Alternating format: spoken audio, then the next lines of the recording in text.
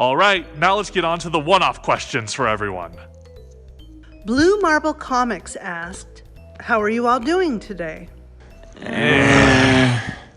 It's mostly this guy's fault. Hey! Catherine's Doodles asked, hey Rudolph, how did you become known as the Big Bad Wolf? Well, finally some love. Well, I used to be a soldier, and I was pretty damn good at it. I was born to kill, and so I did. Word got around how well I could paint a battlefield red, and my works eventually became legend. Some couldn't believe a mere man could do what I did, with some saying it must have been a pack of wolves that tore my enemies apart. The name then stuck around, especially when I developed my little condition. The Bone Pirate asked, Crow, as a bird, I expect you'd have opinions on this. What is your favorite perching location? Outside your window. Go on. Chuck. Catherine's Doodles asked, to Eddie, how do you get along with all 5 of your personas? And which of them do you get along with the most? They're all jerks. Every single one of them. All they do is ruin my day. However, if I were to pick one, I would choose Abel. He's got a good head on his shoulders, just wants to help people, which I respect. Plus, he's been around the longest, so I've had time to get acquainted with him. Happy Axolotl asked, to Byron, what exactly are you?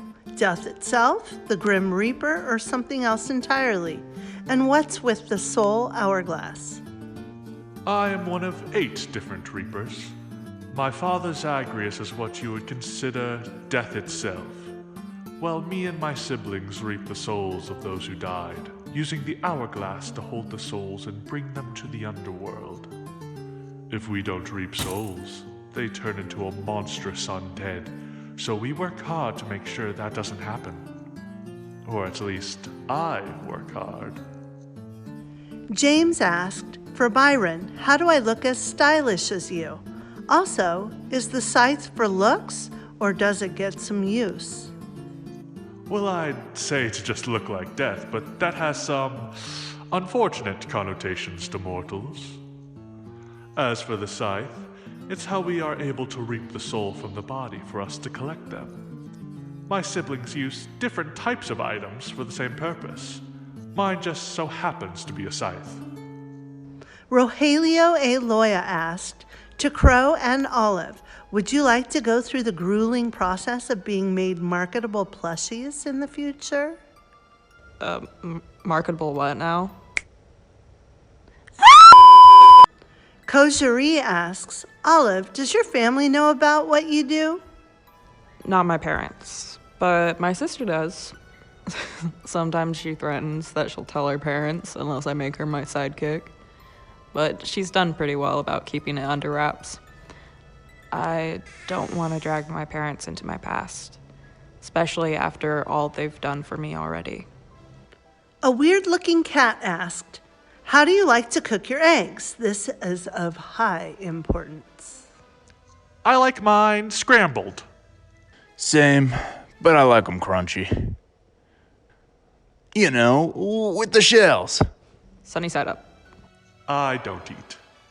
Raw.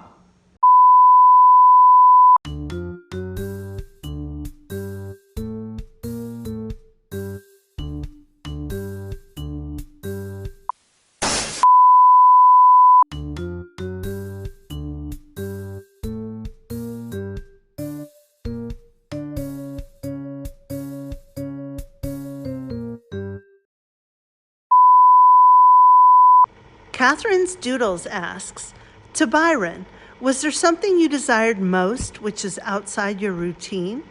Also, have you ever fallen in love? Ooh.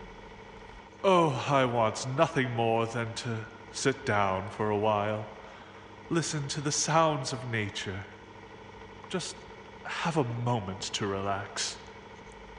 I guess you could say I've fallen in love with life and humanity.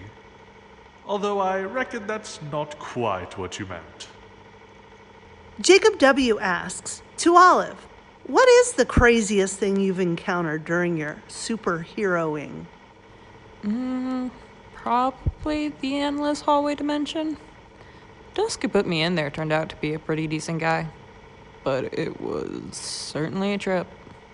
Stephen Maroney asks, for Olive, what's your favorite video game to play in your free time? I am a fan of hero shooters, specifically one called King of the Mountain. I don't think it exists in your world, but it's how I met my best friend Pixie. A very generic dude asks, to Crow, can I become one of your subjects? Absolutely. Just shake my hand and then... Nope. So much nope. None of that here. Graphite Grin asks, to Crow, do you accept head pats? Try it and I bite your hand off. Catherine's Doodles asks, Byron, what would you do if someone was depressed? I would make them some tea and have a chat with them. My sister Persephone always did that with me, and it usually made me feel better. Usually. Box the Package asked, to Eddie, what would you think would happen if you didn't get those extra personalities? I'd have a much easier life, and I'd be able to actually remember things. My DID causes me to have massive gaps in memory, and it's very annoying. I spend a fortune on sticky notes just to remember everything. Samuel Escobar Garcia asked, hey Eddie, what happened to your wife? Don't answer if it's uncomfortable. She's alive, don't worry. She's just been through a lot. Most of it's my own damn fault. I don't like thinking about it. Smith, the inspiring animator, asks, to Grim Reaper, have you ever wanted to become a father? I never really considered it, but I think being a guardian suits me now, even if Jillian can sometimes be a bit much. Wait, where's my scythe? Jillian, put that down! Logan Lemieux, somebody look up! I just washed this suit. Ooh, pumpkin. The Project Delta asked, hello from Alaska, to Crow. Does your goo shadow stuff taste like anything? It's black licorice, isn't it? Huh. I don't know.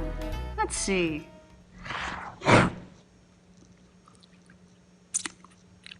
What do you know? It is black licorice. Eldritch's silly wannabe assistant asked, Byron, can I just say you look as gay as a daisy and as pretty too? I mean gay as happy, by the way. What is your favorite part of your role? Why, thank you so much. However, I'm not even sure anymore. I guess my favorite part is just being a part of something important. But to be fair, I've grown tired of my role. I'm hoping my little sabbatical with Jillian will make me more appreciative of it. Scratchy Koala asks, Crow, what is your opinion on Olive being a hero? Do you consider yourself her nemesis supervillain? I don't consider myself her nemesis. I hope to call her a peer of mine, albeit not an equal. Byron, do you plan on quitting the whole death thing? Well, it's not exactly a job I can quit, per se, but I am treating my time with Jillian as a little vacation. I personally think I've saved enough days. I will return to my post. I just need a break for the soul, and to make sure Jillian is safe and sound with someone who can take care of her. Eddie, do you have a brother or sibling by any chance? I did, once. I don't want to talk about it. Josh, how will these universes affect each other? Will a death in the hero universe cause Byron or some other form of Reaper to come collect? These universes won't affect each other too much, as they are in separate worlds for the most part. I do think that there is a Reaper in every universe, however, even if it isn't exactly Byron himself. There might be some crossover, but I will consider most of them non-canon. Like this, for example. Wolfman asks, is Tony really a bad guy, or is he just an opportunist? I play for the side that's going to win. Call me an opportunist, bad guy if you want, but I just see it as a smart strategy. If you don't, well, buddy, you ain't making it long in this world. Yochi Plays asks, question for Crow. Do you like any of the songs Josh did an animatic of you in? I only liked the Oogie Boogie song, as it's the closest to the type of music I enjoy. I'm not a big fan of you young people's music. It would make my ears bleed, if I had any left. Horror Enthusiast asks, Crow, how do you react to being loved so much by every single viewer? Oh, I adore it. I sure have missed having the limelight. It quite suits me, don't you think? V That's Me asks, to everybody, on a scale from 1 to 10, how badly is therapy needed? 10, 11. I'm actually quite well adjusted. Tiger Blaster 200 asks, I have some questions for Eddie. 1, would he accept allies to help in his goals, example test subjects from Armament Evolved, or prefer to do it all on his own? And 2, do his other personalities tend to bicker about what they want to eat every time he goes into a restaurant? I would prefer if I did it alone, but I admit I need help. Luckily, I got Ricochet with me to keep all my alters out of trouble, more or less. Besides, I haven't seen anyone else from Armament Evolved in a long time. As for the other question, me and my alters can't really talk with each other. Best we can do is leave sticky notes for each other and hope they're read. It's like being roommates, but you're never in the same room at the same time, and the apartment's your body. Moo Bloom XD Murphy asks to Crow, what's the deal with the zombie grandpa? Oh, that was just a hallucination. I could only do it since Tony was in a heightened state of fear and exhaustion. I just needed to spur him into the forest so that I could properly talk with him. Wyvern Biscuits asks, what would be each of their reactions to coming across a box of kittens? This is need-to-know info. Aww. There.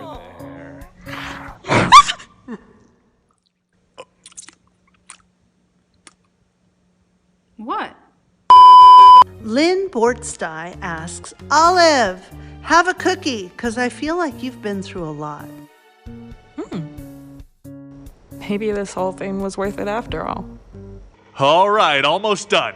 We're going to finish it off with an interview with yours truly, and you get to see the inner workings of my complicated and chaotic mind. Give me some water. All right, first question. Smash or pass the xenomorph? Well, moving on. No. If we had to answer those questions, so do you. But, come on, Why is it such a big deal? Just say the answer. Or are you afraid of what your answer might make people think of you?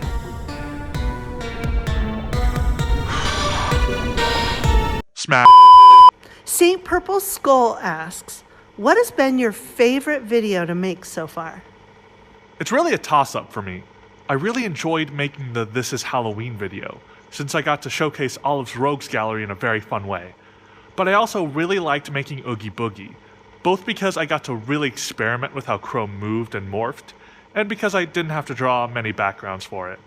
Backgrounds are my least favorite thing to do in animatics, and because it made sense for this one, I just set most of it in a void to get around drawing them.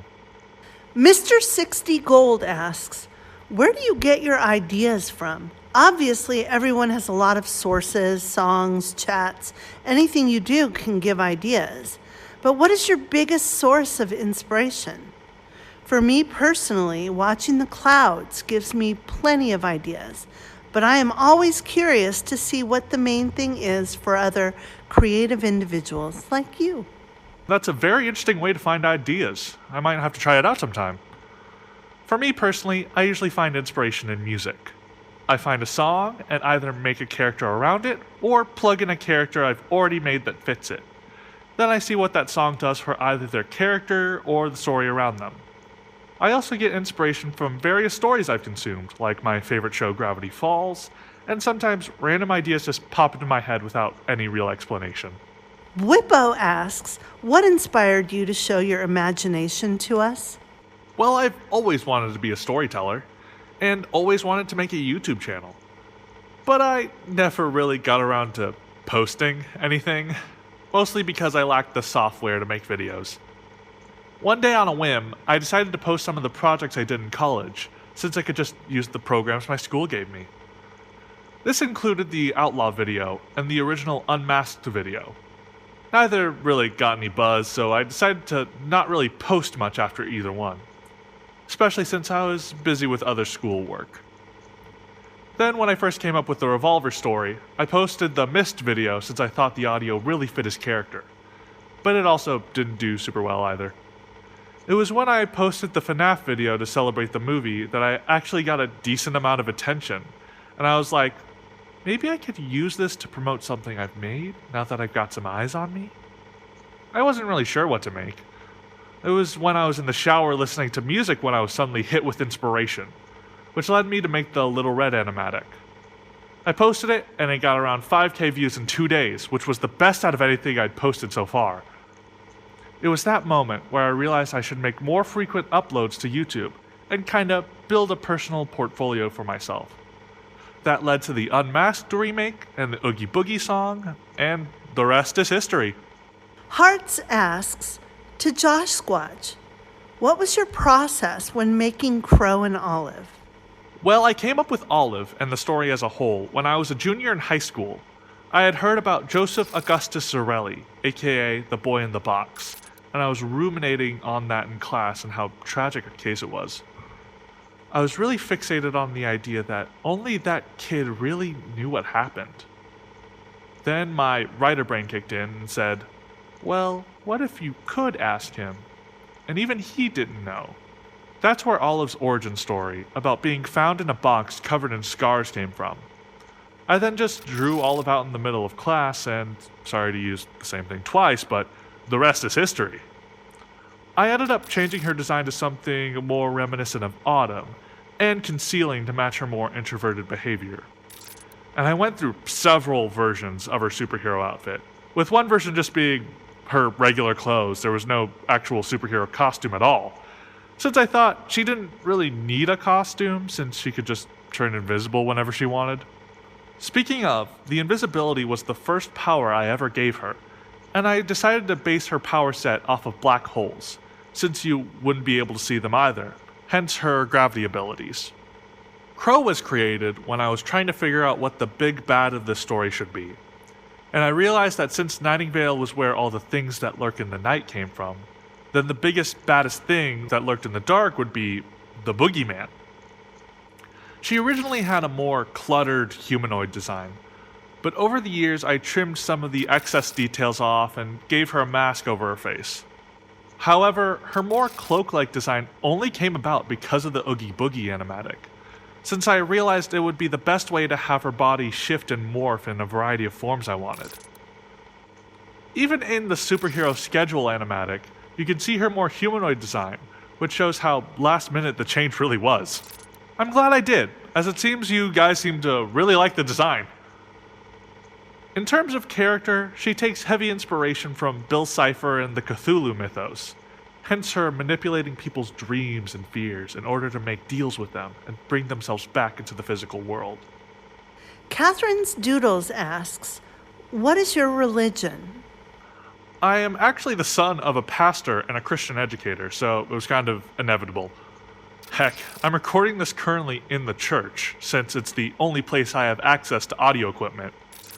This definitely has an influence on my writing. I want God to shine through my work. Not like, I am going to shove Jesus down your throat and you're gonna like it. but just by telling stories and making characters that can showcase some of God's teachings and His love. But to me, telling a good story always comes first whenever I write. Scrungle Bungle asks, do you have any end goals for your OCs and or worlds, such as turning them into a webcomic, show, etc.? I hope to one day tell a lot of my stories in the format of a TV show.